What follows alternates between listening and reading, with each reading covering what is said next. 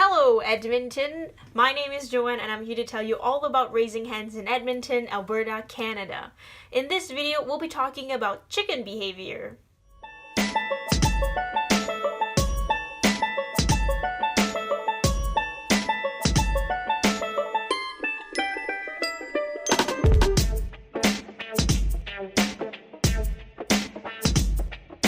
Recognizing appropriate and inappropriate behaviors in your chickens is important to help you distinguish unhealthy or unsuitable birds in your flock.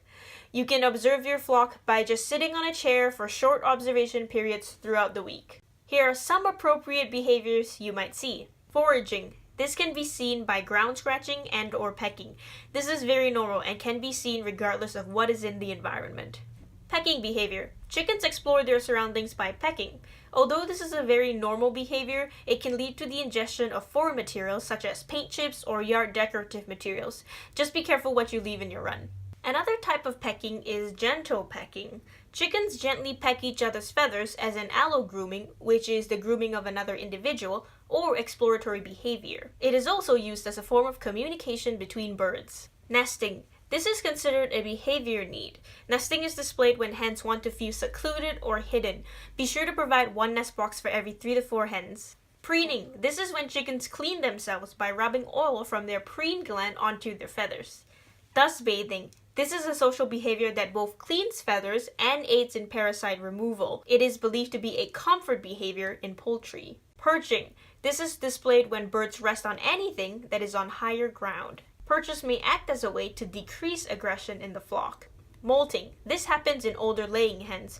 Molting rejuvenates the productive tissues, which will allow them to get ready for the next production cycle.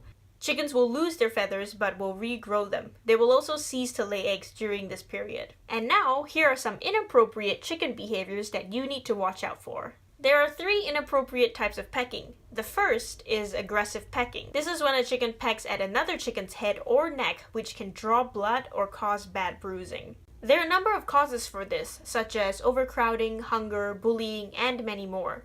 To prevent this, ensure that there's enough space for your flock and make sure that the correct feed, particularly adequate protein and salt content, and lighting program is in place for your flock. The second kind is severe feather pecking.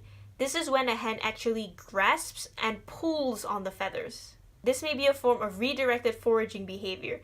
To prevent this, you may provide more forage areas or enrichment toys to prevent boredom. An example of a toy is a CD. Chickens are attracted to shiny things, so by placing a CD on its reflective surface, it can attract the birds. Other examples are toys you can find in your local pet store, such as cat toys. The third kind of pecking you want to discourage is repetitive or obsessive pecking at empty feeders, water containers, or walls. This can mean that the bird is hungry or that there is too much light provided. If you see this, check that you have the right feed and lighting program in place, and be sure that there are forage areas and you can add enrichment toys. Another kind of behavior you might see in your hens is brooding or setting. This is when your hen refuses to leave her nest box and tries to hatch her eggs. You can prevent this by moving her out of her nesting box as soon as you see this and monitor her closely. Make sure she's eating and drinking. If she refuses to leave her nest box, separate her from the rest of the flock and place her in an area where the flock can still see her.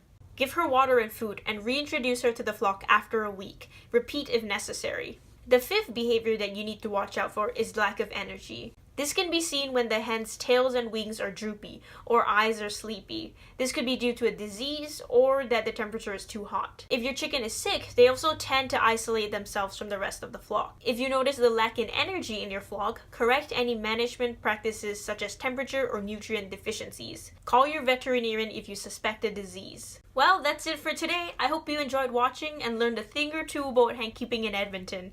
Special thanks to the Poultry Research Center and the Government of Alberta for providing the information in their manual, Raising Chickens in Alberta.